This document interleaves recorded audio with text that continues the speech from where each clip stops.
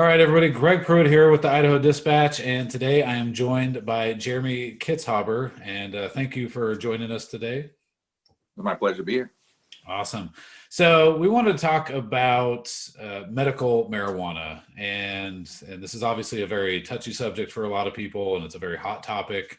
You've got a bill that's moving through for medical cannabis. You've got ballot initiatives for for cannabis, and then you've got a Senate joint resolution to ban cannabis completely in the state through a constitutional amendment. So obviously a huge battle. Idaho is one of the last states that does not have any type of legalized form of cannabis. And so I guess first, Jeremy, for people that don't know you, can you tell everyone a little bit about kind of how you got involved in this, a little bit about your background, and you know why you've kind of become the face of this of this currently? So I spent 22 years in the Air Force. I was a civil engineer, and then I became a first sergeant and retired out as a first sergeant, senior master sergeant. Shortly after I retired, I ended up finding out I had cancer, and that was kind of a shocker too. I was pretty healthy. I eat right, exercise all the time, really fit, run, push-ups, sit-ups. I could do it all. And then all of a sudden I was getting tired and got checked out and got thrown into a CT machine, and sure enough, rushed to the ER because they were never seen something like that inside a belly before. And so anyway, long story short, I had cancer. I still do.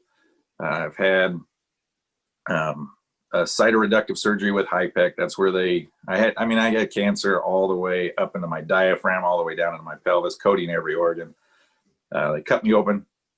I had to see a specialist, by the way, but yeah, they cut me open. They lift the organs from your body. They don't like cut them out, but I mean, they got to lift them out and set them, I guess, a little bit on the side of you. And then they scrape everything out of there, peritoneal cavity, completely scrape, diaphragm scrape. And I'm sure there's better medical terms for that, but then they strip all the cancer that they can see off your organs, and then they put it back in, hot wash you with chemo, put you back together, rinse it out, put you back together. And then I spent a couple of weeks in the hospital recovering, and then I was a little over 200 pounds when I was diagnosed in 2014, and then by the time I had had the surgery and was needing to start chemotherapy, because I still had some of my lymph nodes came back positive as well, so they wanted to do post-op chemo for like 12 rounds. Okay. And so here I'm down to like 161 pounds.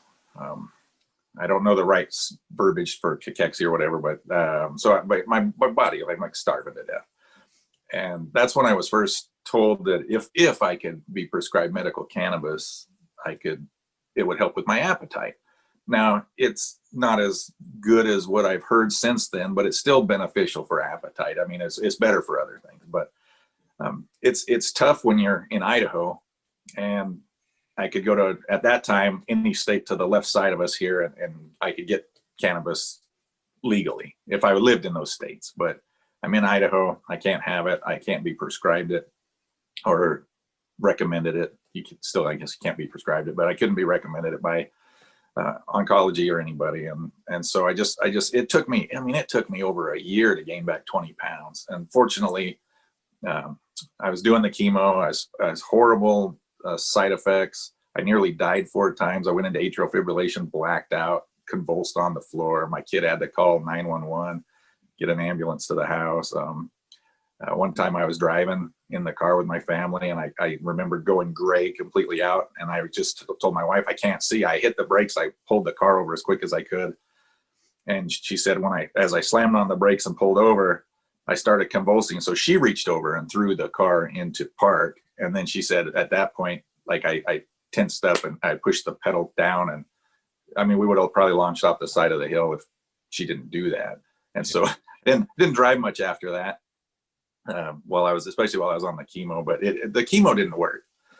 And then of course the pain from the surgeries and the chemo and stuff. So I had another surgery, and then I'd been told a couple of times, but after the second surgery, and I'm on painkillers again, because I have a lot of scar tissue and adhesions and stuff in my belly, all the way, like I said, diaphragm clear down to the pelvis is pretty uncomfortable or painful every minute of the day.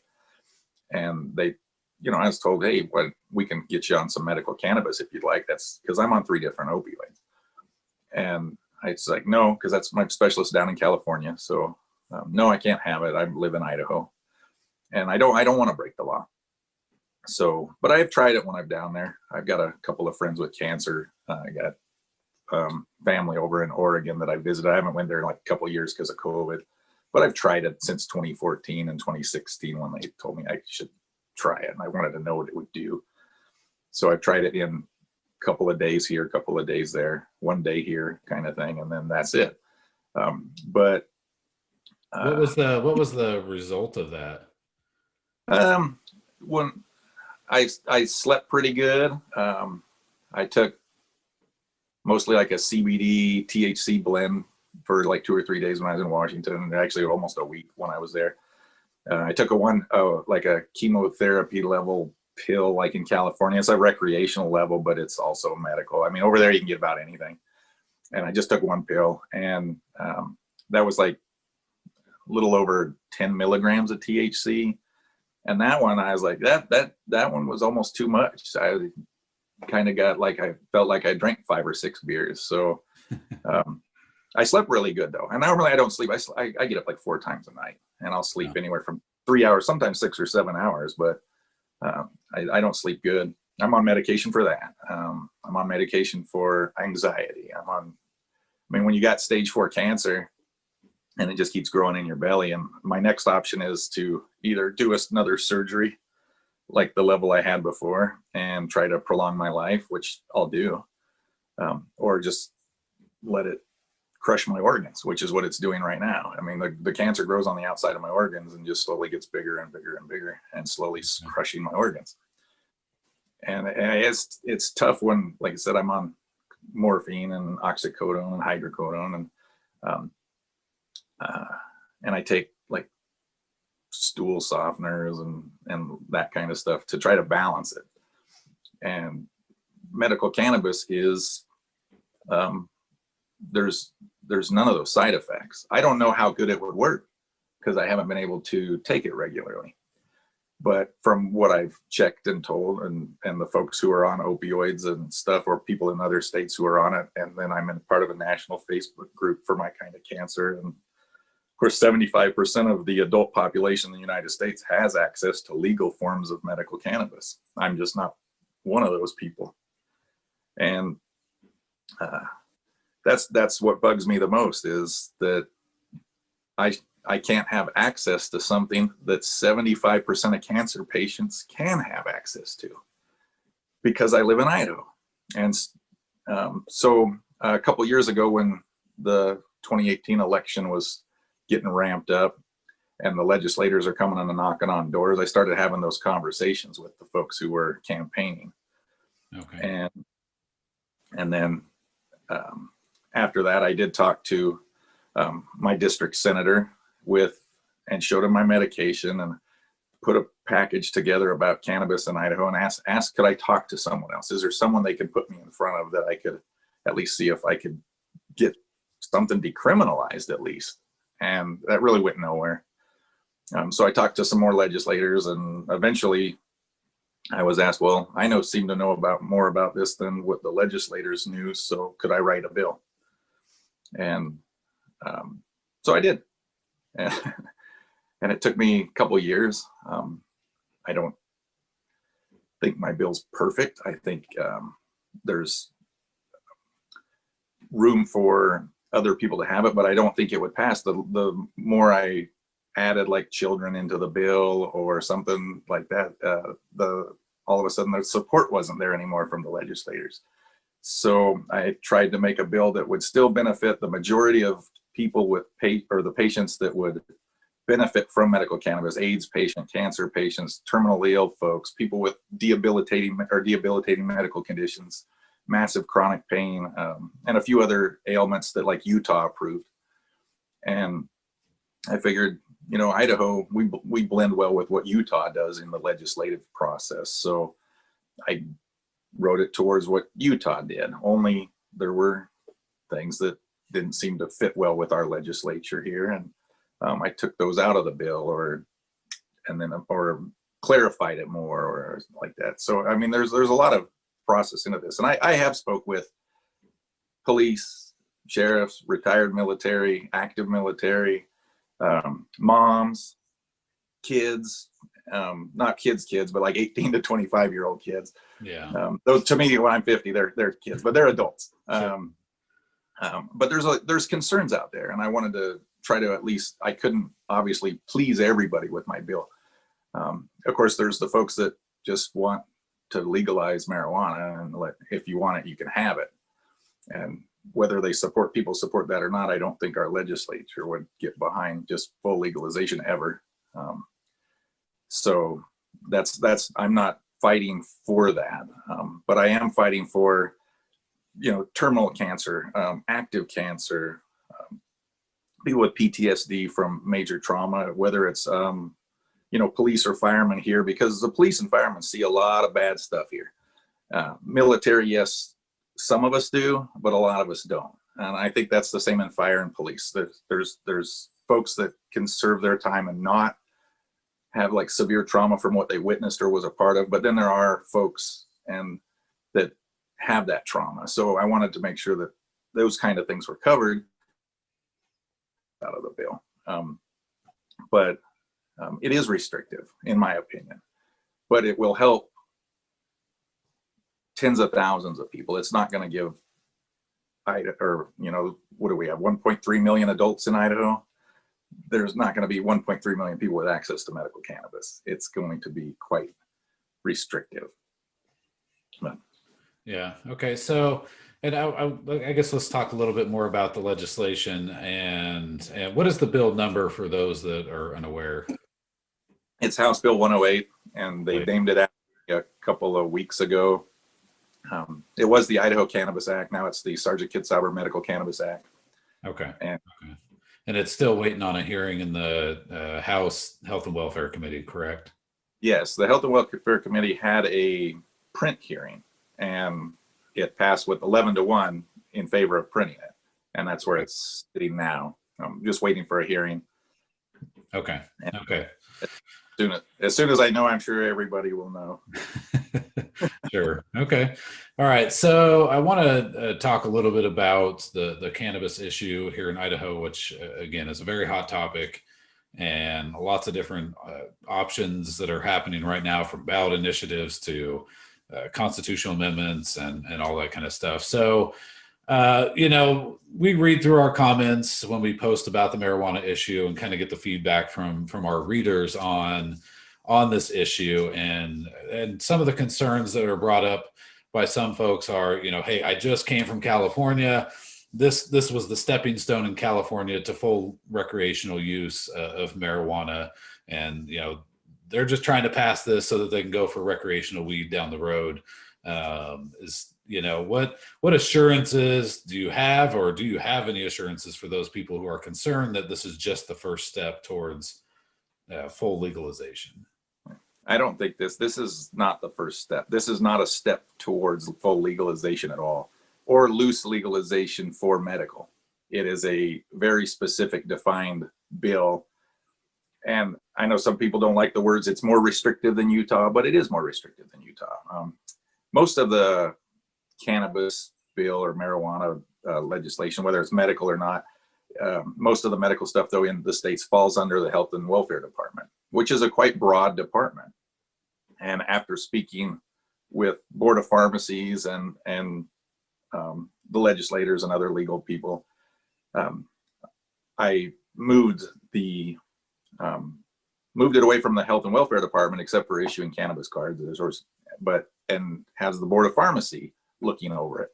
And so Board of Pharmacy would control it, and it would be the way they do the opioids. So if a doctor has to recommend medical cannabis, and they have to, for a doctor here in Idaho under my bill to recommend it, they also have to prescribe a Schedule II controlled substance. So for morphine and other opioids, then they can recommend cannabis. Not just doctor. They have to be authorized to prescribe a Schedule II controlled substance. So with the Board of Pharmacy looking at that, and the Board of Pharmacy will ensure how the the individual medical cannabis pharmacies would run.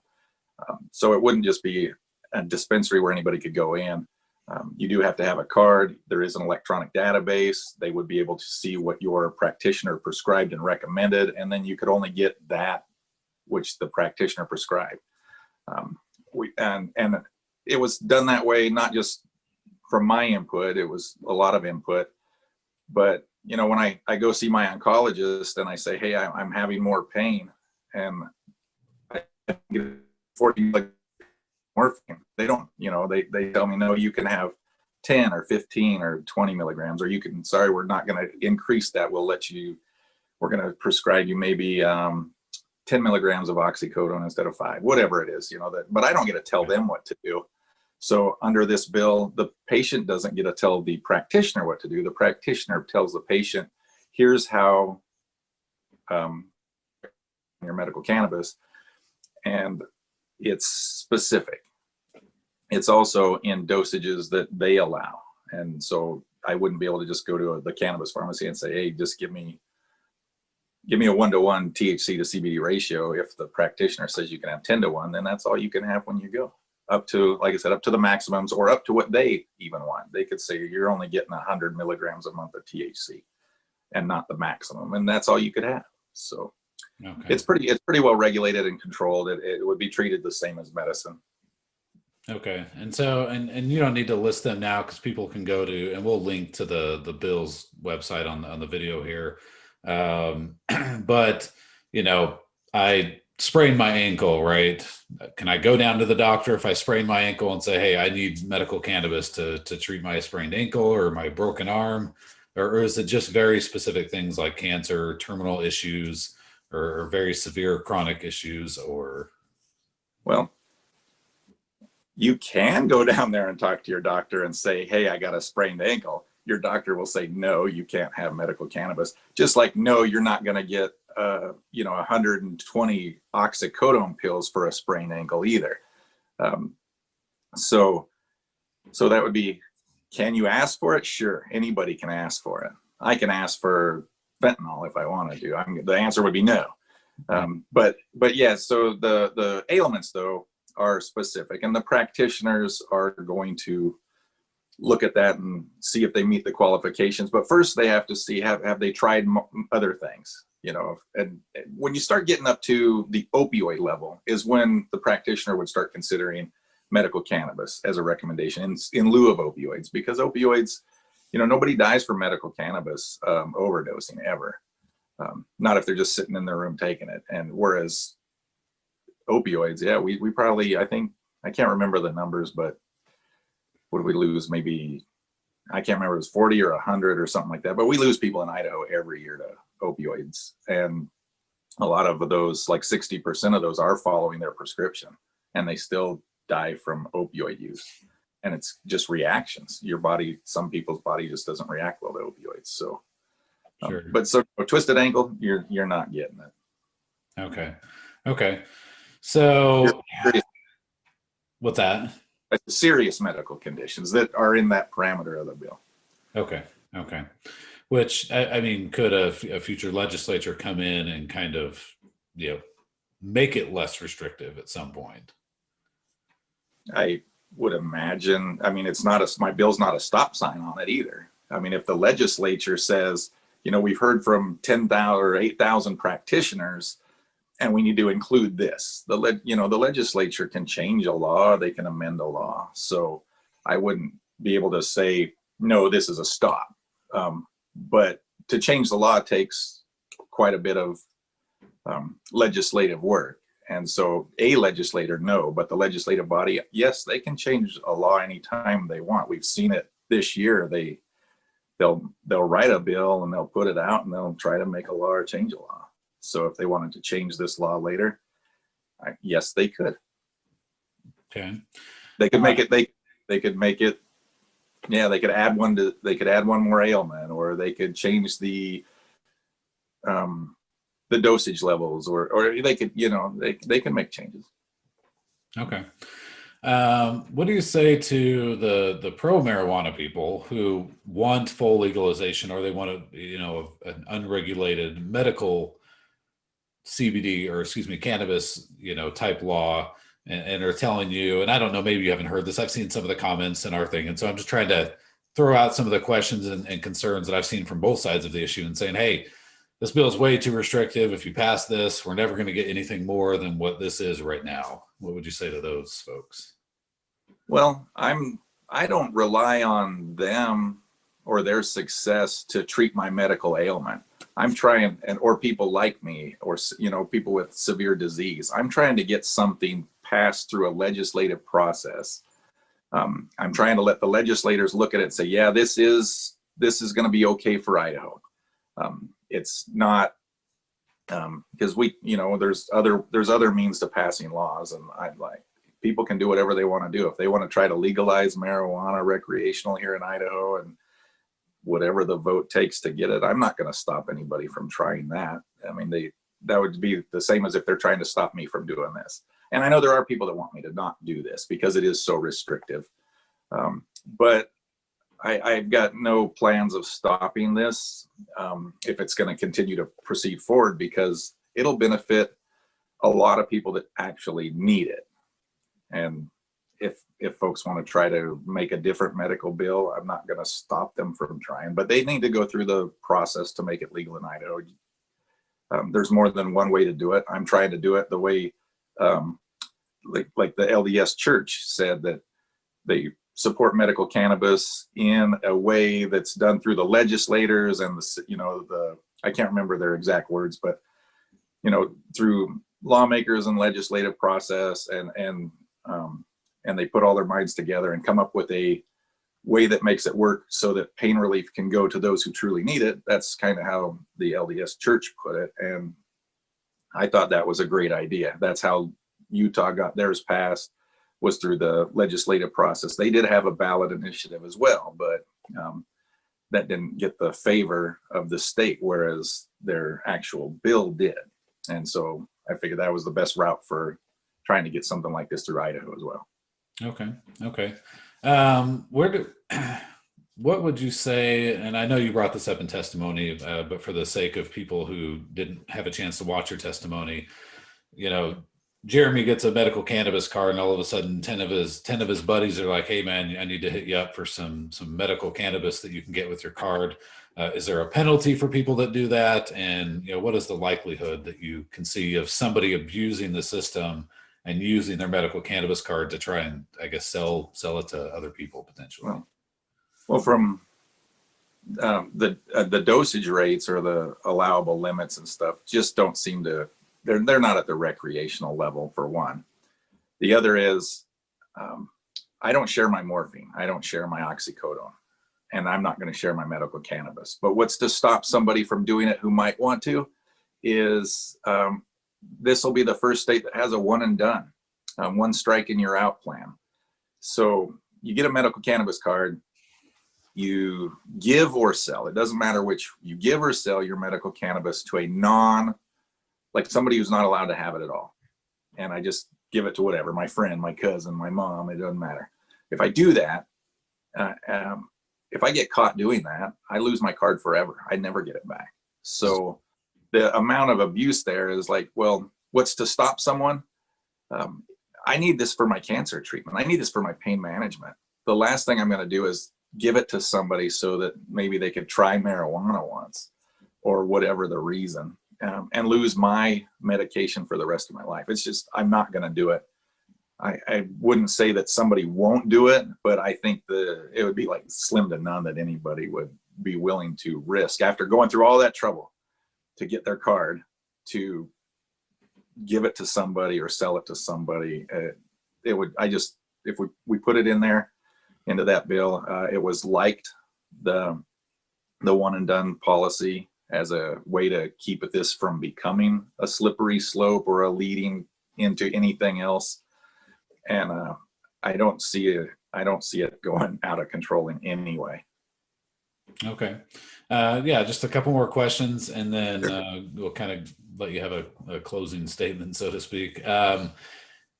The law enforcement community, I know you had said that you talked to the law enforcement community. Do you know if the if the Fraternal Order of Police, the Chiefs of Police, or the Sheriff's Association, those three law enforcement groups that a lot of anything that deals with this kind of stuff or gun bills or whatever, they always, a lot of legislators look to them and go, okay, what does our law enforcement community think about this? Have you reached out to those organizations and have they responded with either, no, we hate this, yes, we love this, or hey, we're just staying out of this one? I have met with Fraternal Order of the Police and the Idaho State Police formally, and they had a lot of questions. They had a few concerns. I guess they had questions that were concerns, and we answered those. And there wasn't a lot of pushback, nor did they take a stance saying we're pro this bill either. I don't think any active law enforcement would take any stance anyway, whether other than opposition. And nobody in those calls actually at the end of it said, we are completely opposed to this. It was more just questions, concerns, and we'd answer those. One of the concerns, I don't know if you have a follow-up question on that, but one of the concerns that I thought wasn't warranted was, what about these doctors who are going to just write a recommendation just to anybody and set up these little shops and stuff? Well, for one, they're going to be monitored by Board of Pharmacy, and two, when I was in Iraq, I was the security forces first sergeant, so I've worked with cops for a while, and they, nearly every police officer I know, and I say nearly, is an upstanding, honorable, pro, like, let's help the people. They have immense amount of honor and integrity, and if somebody blows that for them, it really upsets them. Just like in the military, if somebody discredited the United States military by doing something crappy on the job or in the line of duty, just embarrassment to us as a service group. We didn't like that. And but they made these presumptions of these doctors, which I think is completely unfair. They make these presumptions that these doctors are going to do this what if stuff, like what if they start writing prescriptions, what if they start giving it to whoever. Well, doctors are the same as police and military when it comes. They have integrity and they want to help people. They don't want to be the doc who is perceived to be like, I'm just going to let everybody smoke pot doc.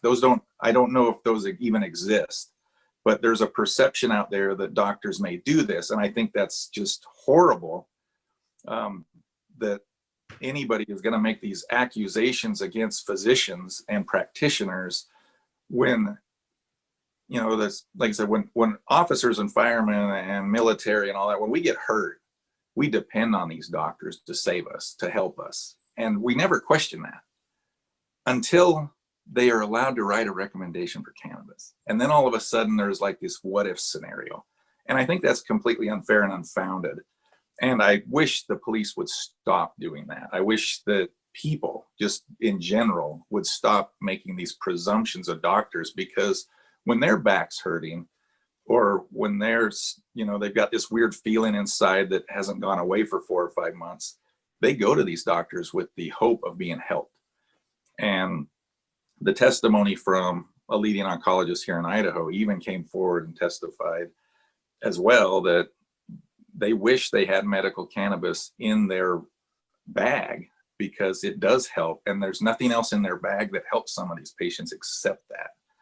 And we're denying relief and treatment to all these folks for a presumption that doesn't even happen. That was a St. Luke's oncologist, correct? Was he? Yes, Dr. Zuckerman. Yeah. Okay. Name. Yeah. Okay.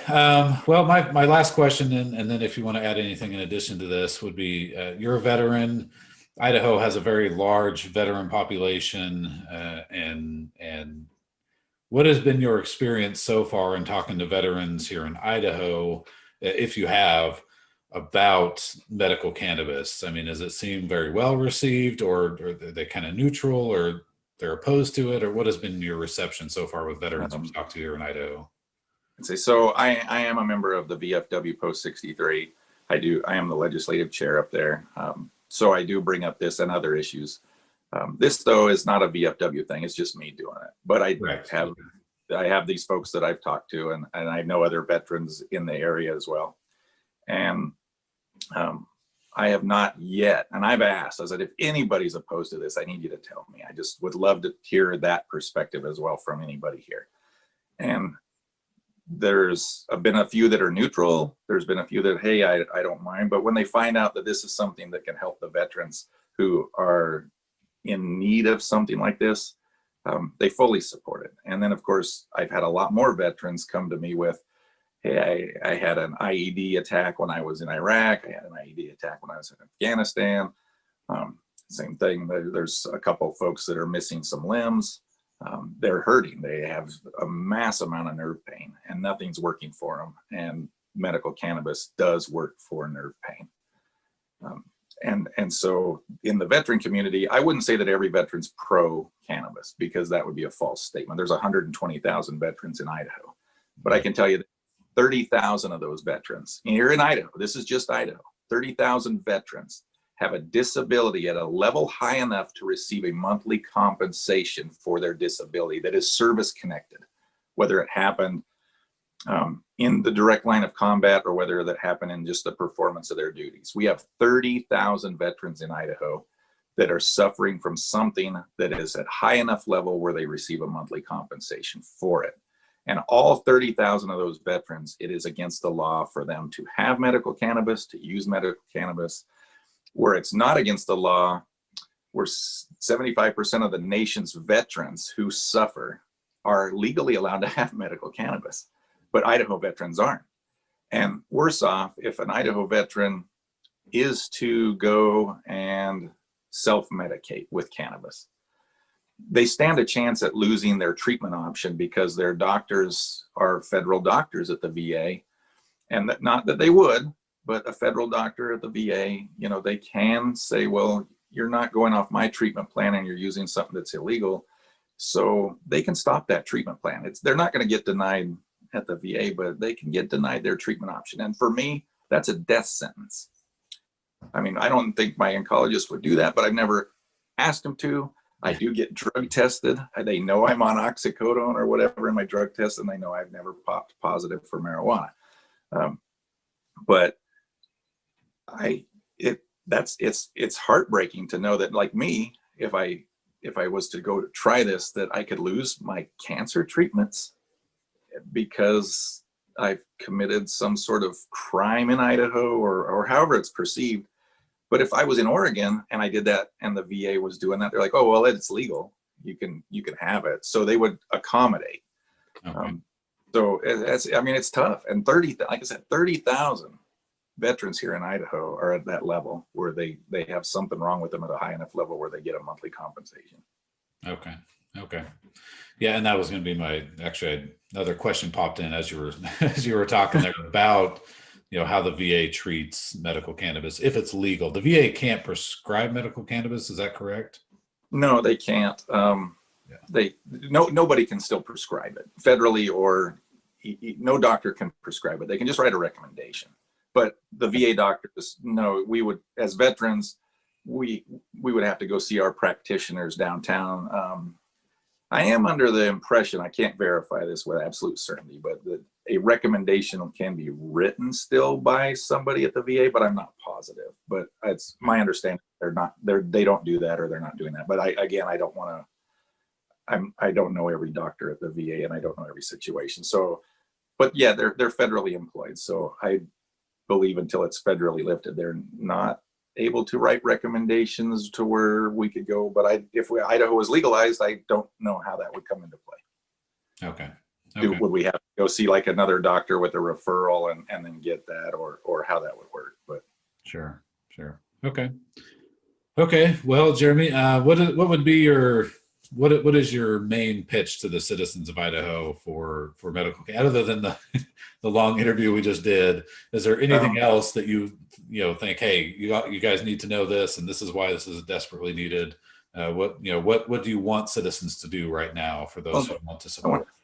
I want citizens to contemplate that if let's say let it be their spouse or their child or their parent. They're in Afghanistan and they get their leg blown off or their arm blown off. And their doctors say, well, medical cannabis would be the best for you. And you say, sorry, you're not, to your wife or to your child or to your husband or to your mom. So you can't have it. It's illegal in Idaho. Tough. Take your opioids. Say that to the person who had the same injury in a car accident, mass trauma. If you can say that any of those people shouldn't have it because you're worried that a couple people might abuse it or a doctor might prescribe it funny. Like, I know I mentioned that before. I don't like that kind of thing, but if you could look to your loved one, if they were in that situation and you could say, look, I think marijuana is horrible. I don't care what your doctor says. I don't care that this won't cause you to have any constipation or stomach issues. You're going to just carry your Narcan around and you're going to take that morphine because that's what's legal in Idaho. If you can say that to your loved one, if they were in that situation, then keep opposing this. But if you can't look somebody in the eye, like me, or like my friend who's injured from Afghanistan, or somebody who's been in a horrible car crash, or somebody with AIDS, or somebody with PTSD from whether they're a police officer, fireman, or whatever, if you can't look them in the eye and say, you don't deserve this because I'm opposed to a low dose form of medical marijuana that won't go recreational. If you can honestly, after all that, say that you're still opposed to it, then by all means stay opposed to it. But I would think that 80 to 90% of Idahoans are not opposed to those folks having it if their practitioner says they should have it or could at least try it in lieu of some other harsh pain meds. That would be my close. Okay. Awesome, Jeremy. Well, we really appreciate your time and for the information that you've brought about. Again, everybody, that's House Bill 108 and Sergeant Jeremy Kitzhaber. Thank you for joining us here on Idaho Dispatch. All right. Appreciate it. Thank you so much.